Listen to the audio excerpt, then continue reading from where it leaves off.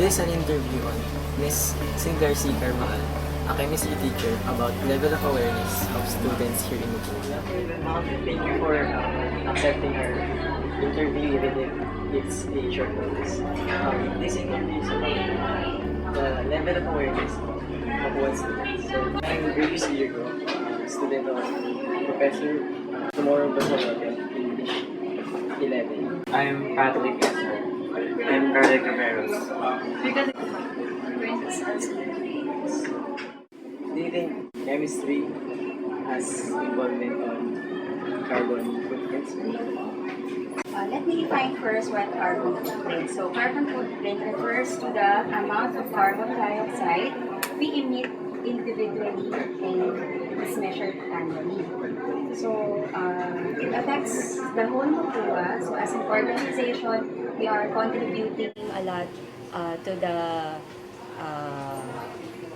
amount of carbon dioxide being produced. So another term for carbon footprint is the total set of greenhouse gases emission caused by an organization such as Mapua, or an event, product, or a person. So each student also contributes to the carbon footprint production. So, do you think that Mapuans are aware of the current situation regarding carbon footprints? In general, so some of the students are not yet aware, but some of the students will become aware when they take so all engineering courses will take the NVI course, and you will be introduced to this concept when you go to after taking Chem 2. And so as a teacher, we are being asked to reduce the use of paper, and by using online, giving exams online, like using the Moodle account and other applications. And third, last term, so it was implemented that by 5 p.m. the air conditions in the faculty room will be lessened or be turned off, most especially if there are few faculties that are staying at night. So those are some of the measures that as a teacher that we are doing to address the current situation. Next. What do you think are the factors that lowers the students' awareness about carbon footprint? So first, some of the students are self-centered, so they don't care about what is happening in their society or what is happening around them. And second is that they don't belong to an organization. So if a student doesn't belong, because some organizations are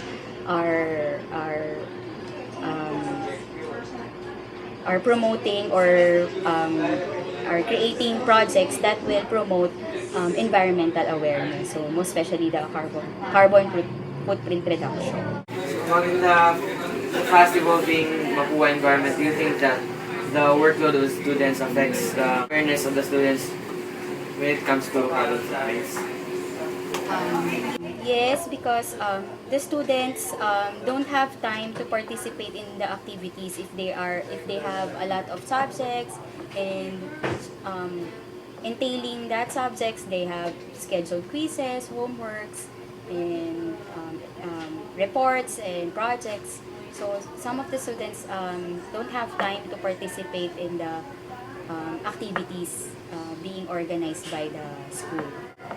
Are there activities that encourage Mapuans to be an environmentalist? So activities, yes, there are efforts in so that students will become aware environmentally. For example, we have at North third floor there are segregation bins wherein you have to separate your waste of the PET bottles and so on. And all engineering courses will take up NVI. So in in that subject, you will be the chemistry and the chem department.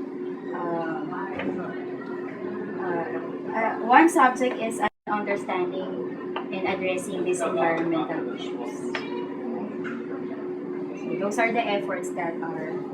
So when you take NBI, so you will become aware, and then there's a project.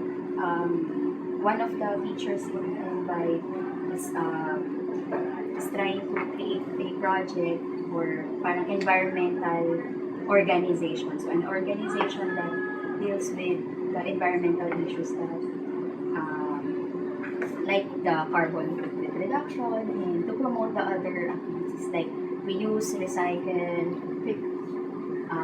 ano to? Yun. Reduce, reuse, recycle. Ma'am, do you think that these projects are enough to increase the level of awareness of students? For a start, yes. So, when you take the course, you will understand what's the effect and how to address, how to reduce the effect. If you know, kasi if you're aware of the effect to the environment, and you will be, that's one step already on. So as a student, we need you also to think of a way on how to reduce this effect so that the future generations will still benefit from clean air natin, and yung so that the climate will not change abruptly. So Ma'am, you mentioned earlier about the air conditioners. Wouldn't that just we are aware that every after the scheduled classes, the air conditioners are turned off. Wouldn't that just emit more because they are turned off than on? So, in the concept of reducing the aircon is to reduce the consumption of energy.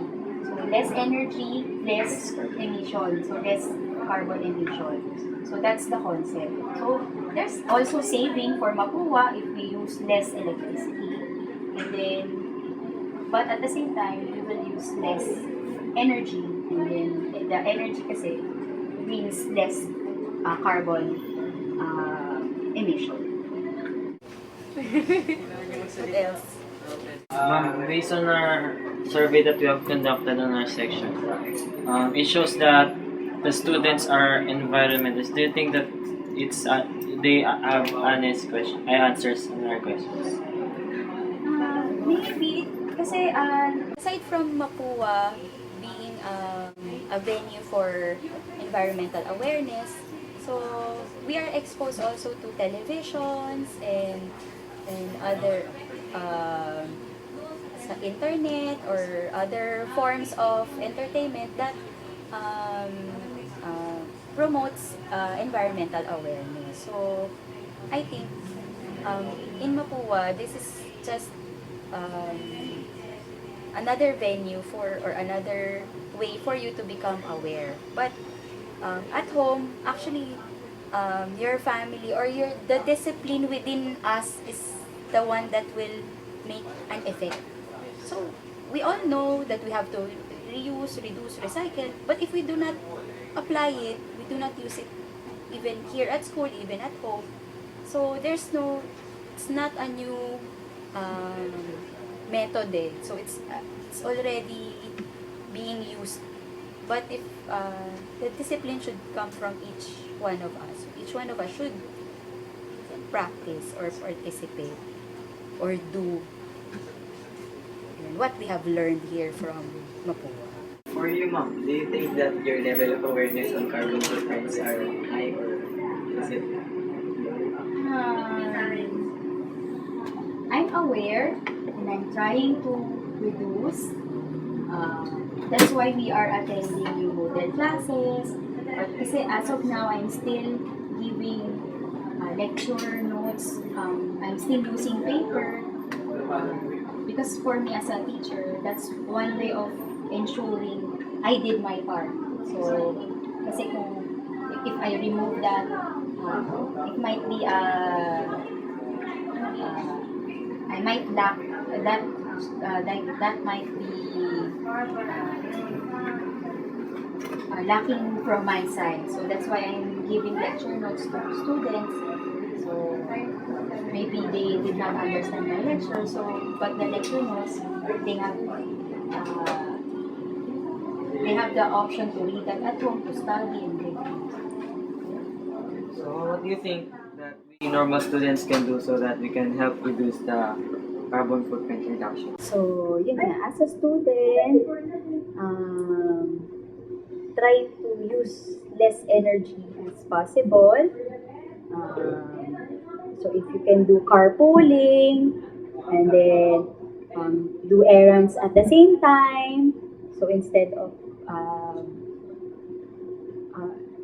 so kami in our family we do kunyari, we do the grocery every Saturday, ganyan, or all the errands every Saturday, like that. So you have to schedule also your trips outside.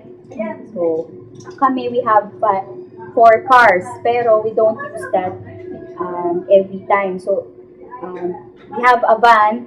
If we can, if we go out, we use the van. So we use just one car. So then we, what do you call this?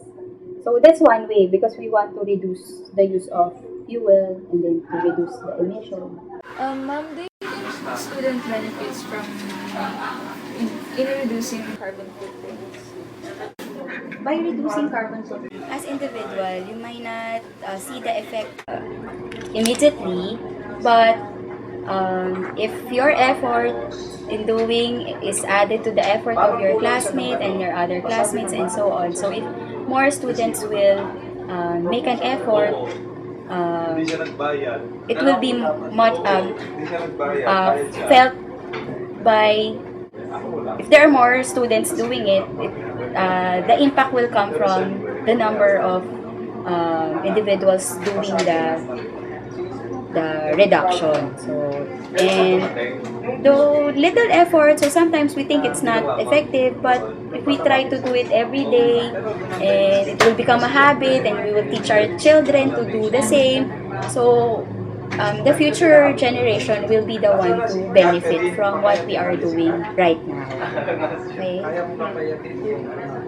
Ma'am, do you think that the students who are littering are aware of what are the effects of carbon footprint students? So some of the effects that we are encountering is that the climate change.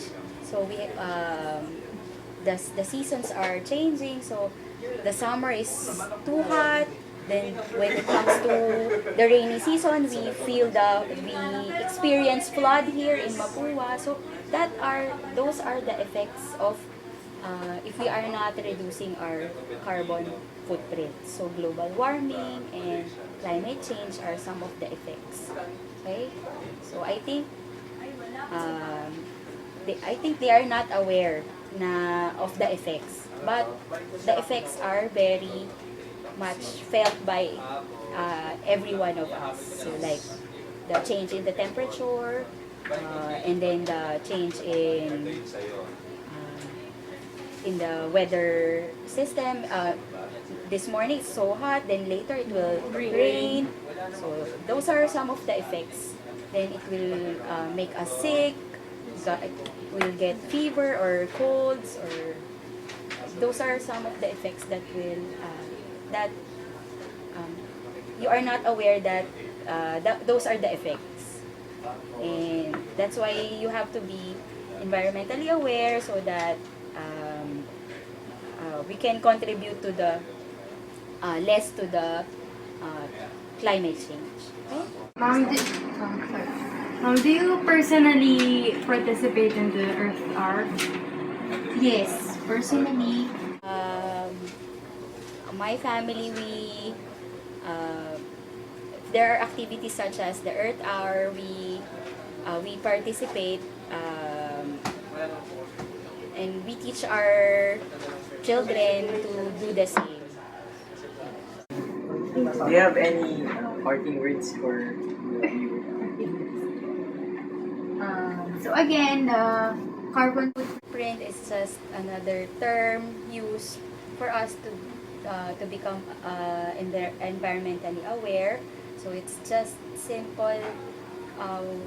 One of the 15 ways to reduce the carbon footprint is to reduce, reuse, and recycle. So it's not a new system. It's being implemented already. So we have to have discipline, individually. Even though there's no one looking at us, we should have the discipline to reduce the carbon footprint. So, yeah. Thank you. Thank you, ma'am. Thank you so much.